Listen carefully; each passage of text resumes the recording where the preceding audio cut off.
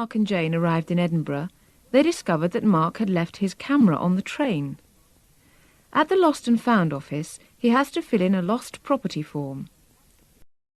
First, you have some time to look at questions 1 to 4.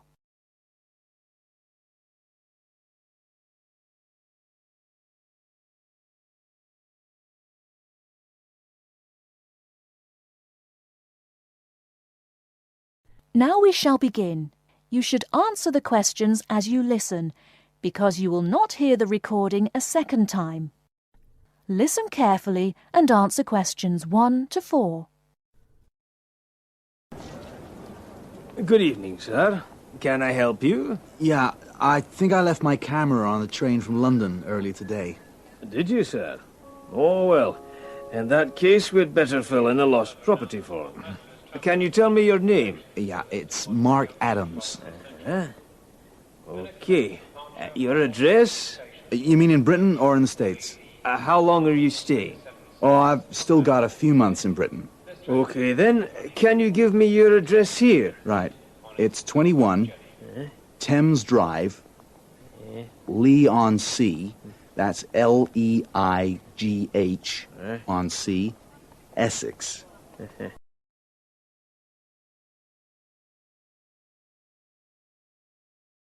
Before you hear the rest of the conversation, you have some time to look at questions 5 to 10.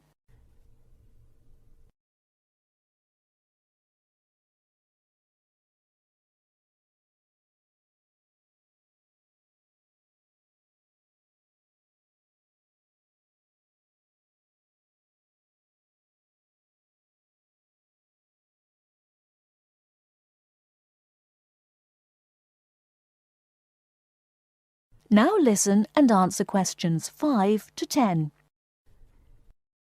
Do you want the phone number? Yes, I'd better have that. Okay, 0702 35211. Thanks. And you say it was a camera. What make and model? It's a Ricoh. Ricoh. How do you spell that? Ricoh. Okay, got that. Now, you say it was the London train. What time did it arrive in Edinburgh? At 4:55 this afternoon. Exactly on time. Well then, if we find it, sir, shall we phone you? No, I think I'll drop in the day after tomorrow to check up. Right you are, sir. We'll do our best.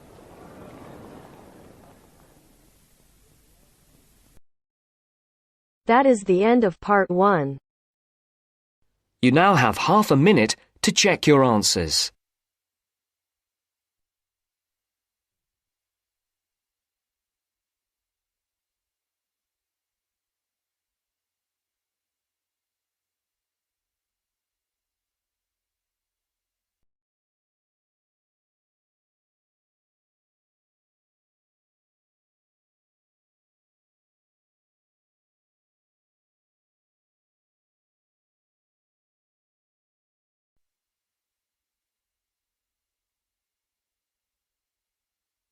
Now turns to part 2. Part 2. You are going to hear the director of the Leadership Council give his welcome address at a convention. First, you have some time to look at questions 11 to 15.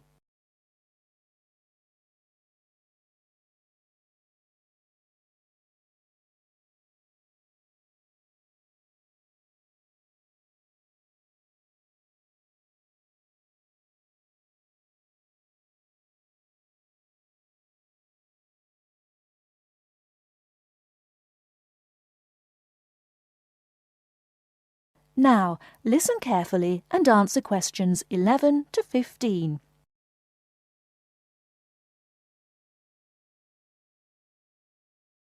Ladies and gentlemen, can I have your attention, please? Please find your seats. Snacks will be available all day long. Thank you. Allow me to first introduce myself. I am Joe Steinke, Director of the Leadership Council.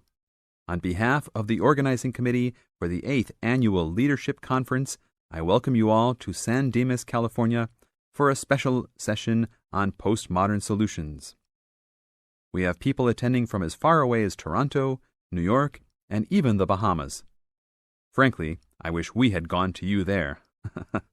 But we're very glad you're all here. Let me say further that this will be our largest conference yet. Registrations have far surpassed our expectations. For the first 3 days, we will be hosting more than 325 participants for lectures and workshops.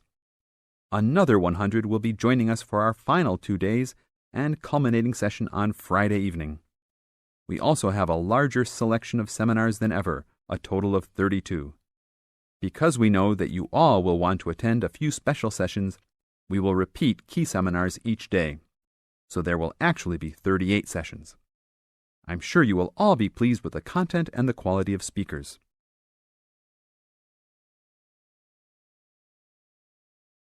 Before you hear the rest of the talk, you have some time to look at questions 16 to 20.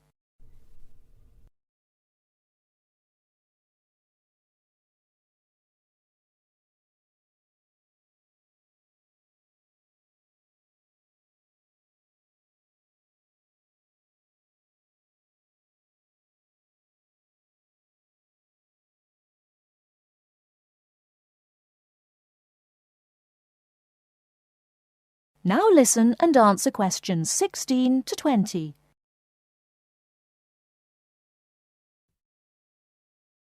Now, for those who have opted not to take part in our bag lunches, there are a number of places nearby that we can recommend.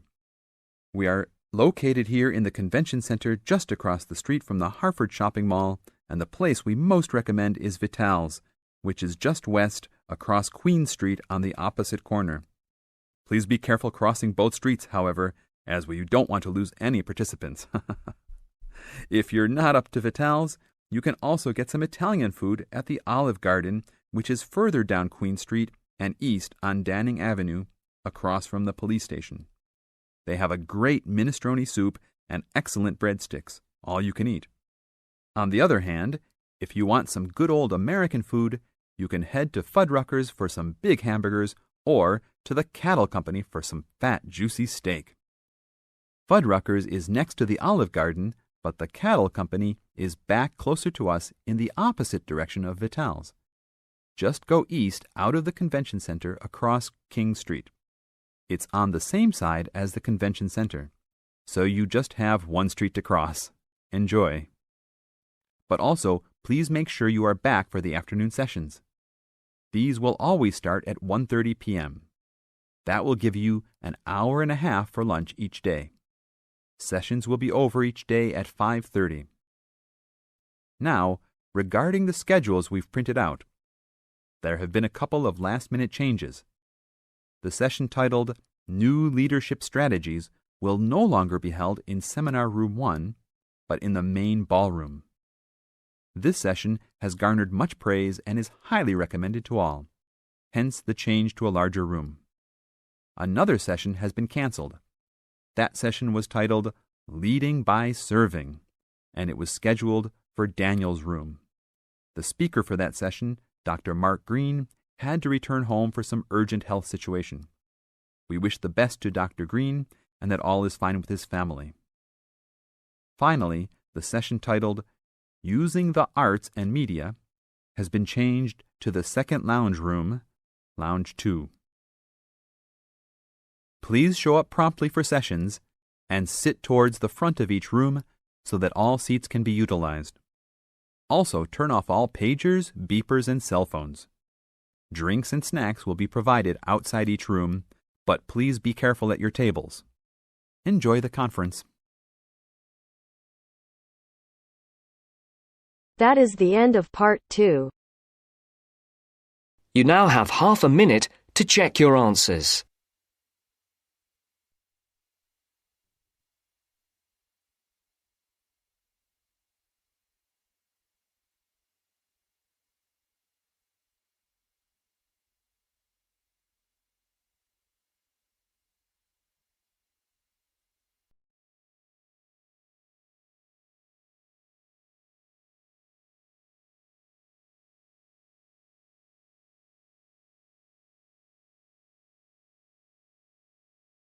Part 3.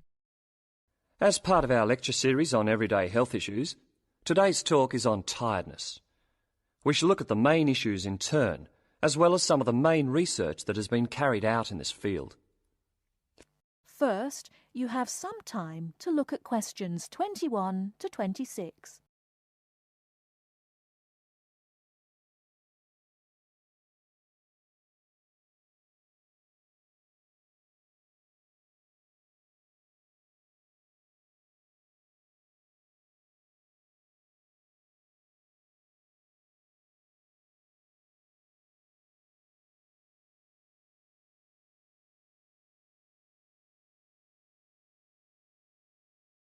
Now listen carefully and answer questions 21 to 26. Good morning. As part of our lecture series on everyday health issues, today's talk is on tiredness. We shall look at the main issues in turn, as well as some of the main research that has been carried out in this field. Firstly, it is clear that tiredness is on the rise. No official data exists on the rate of people reporting to doctors with recurring tiredness, but it's a very common complaint. Research suggests that people are not relaxing properly and often work when they do not have enough energy. Furthermore, products to boost energy are also on the rise. Sales of so-called energy drinks loaded with caffeine and sugar have grown by 23% over the last year. And this is not the only instance of an increase in products claiming to boost energy. Guarana, a herbal stimulant, can now be found in everything from chocolate bars to tea bags. Now let's examine what it is that's making people so tired. Dr. Liebhold, a Sydney GP, has done extensive research into this, and he believes that financial pressures, not taking holidays, and not having time off when you become ill due to fear of losing your job are all common causes. Some of the other suggested causes are low oxygen levels in offices, poor diet, or illness. The problem is that tiredness is a symptom of just about every kind of illness, which makes tracking down the cause all the more difficult. The next question to ask is, are people getting enough sleep? Dr. Mansfield from Melbourne's Epworth Sleep Centre, who specialises in sleep disorders, says insomnia often arises when people are going through a stressful period. Mansfield often needs to re-educate people in how to get off to sleep. He recommends keeping your body clock regular by going to bed and rising at similar times every day, and not drinking too much caffeine. And there is some truth in the old story about having a glass of hot milk before bed.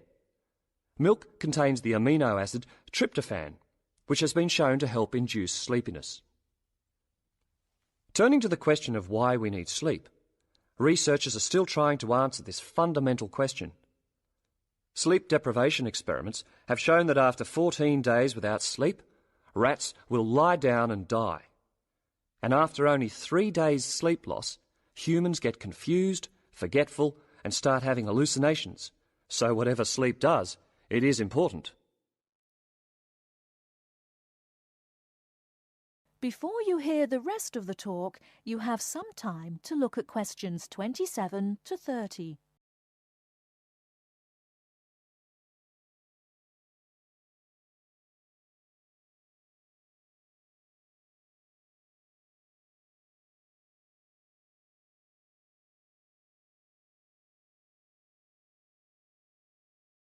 Now listen and answer questions 27 to 30.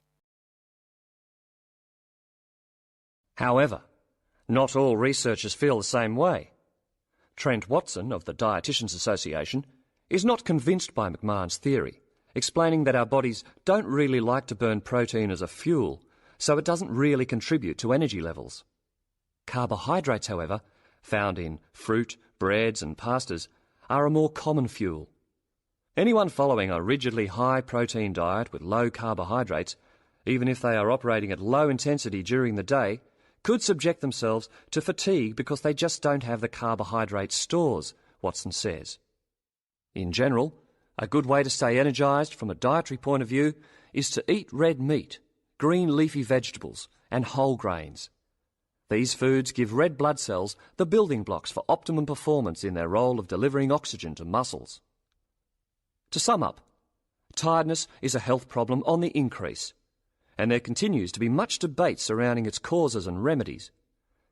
Now, if there are any questions, I'd be happy to answer them. That is the end of part 3. You now have half a minute to check your answers.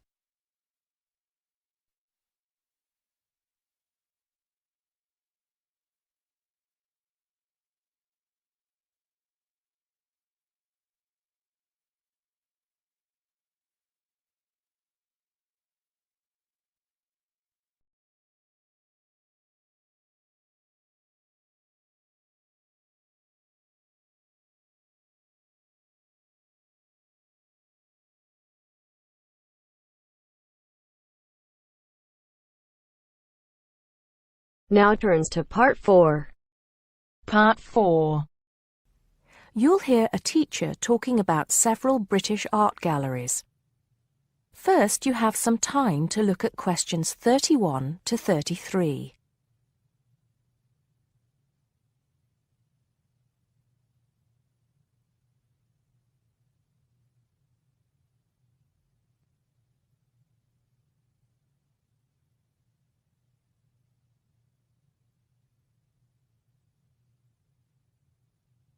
Now listen carefully and answer questions 31 to 33.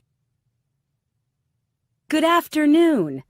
Welcome to the first class of V100 Art and History. The objectives of the course, as you will have seen if you've taken a look at the syllabus, include familiarizing yourselves with the vocabulary and language of art, learning about the basic elements of art and design, and finally, discussing historical periods as they pertain to art. The course will also give you the opportunity to visit some of the many galleries and museums that Britain has to offer. So, having said that, I'd like to spend the rest of today's class talking about 4 of the more important galleries that we will be visiting in the coming year. As most of you already know, or at least I hope most of you know, there are 4 Tate galleries in all. To begin, I'd like to tell you a little bit about the Tate Modern. Tate Modern is located in a very busy part of London called the South Bank. It's close to 2 world-renowned tourist attractions, St. Paul's Cathedral and Shakespeare's Globe Theatre.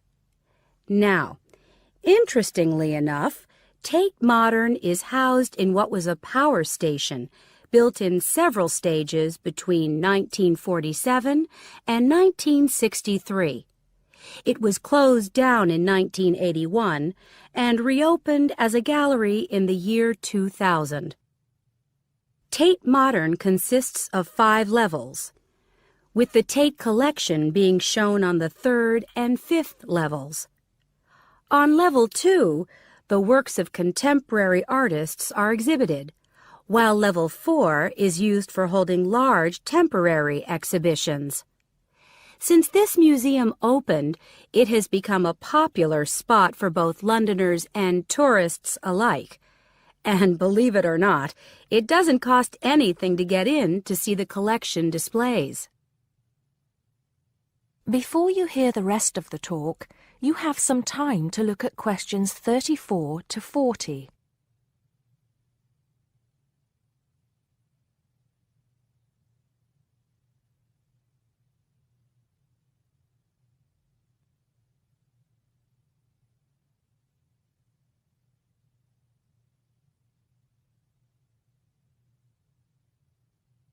Now listen and answer questions 34 to 40. Now, the second gallery I'd like to talk about is Tate St. Ives, which is in Cornwall. It was built on the site of a gasworks, and it overlooks Porthmeor Beach. Tate St. Ives is housed in a 3-story building that was designed by the architects Evans and Shalliff.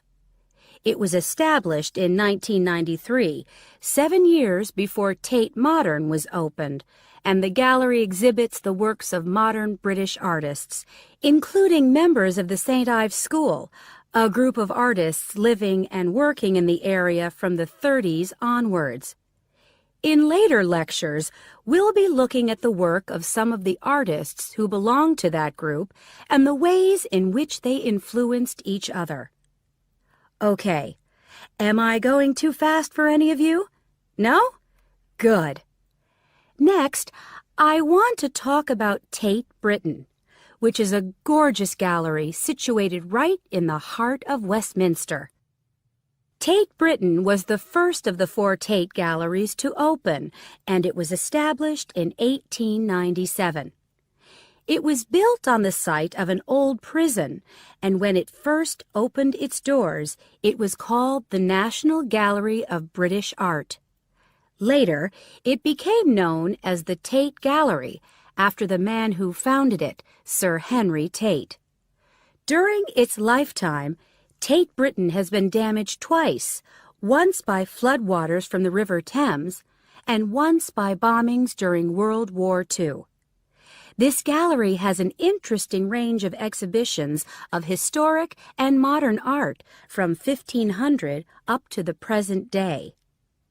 Now, the last gallery I'd like to tell you about is called Tate Liverpool. It's not hard to figure out where this gallery is located, is it? It was opened in 1988 to exhibit displays from the Tate collection, and it also has a program of temporary exhibitions. Tate Liverpool is housed in what was once a warehouse, and for some years it was one of the biggest galleries of modern and contemporary art in the UK. Well, that's a brief overview of just a few of the galleries we'll be visiting. I'd like now to look in a little more detail at what you can expect to see in each of these galleries, starting with Tate Britain. That is the end of part 4. You now have half a minute to check your answers.